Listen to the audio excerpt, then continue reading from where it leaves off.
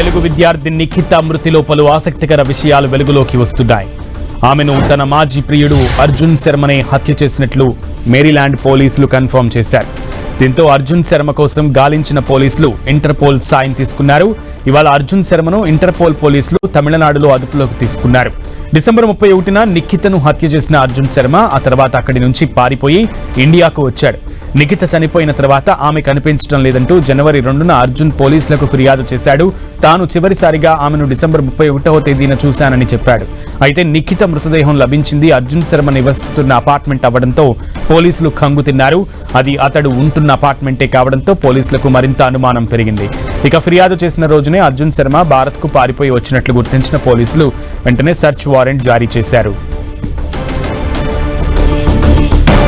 అయితే భారత్కు పరారైన అర్జున్ను గుర్తించేందుకు పోలీసులు ఫెడరల్ అధికారుల సాయం కోరారు.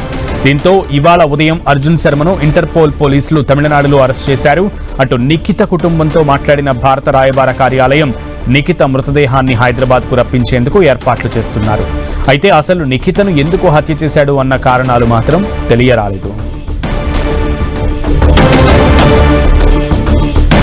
నిఖిత హత్య కేసులో ఆసక్తికర విషయాలు బయటకు వస్తున్నాయి. నిఖిత కుటుంబంతో అటు భారత రాయబార కార్యాలయం సంప్రదింపులు జరిపింది.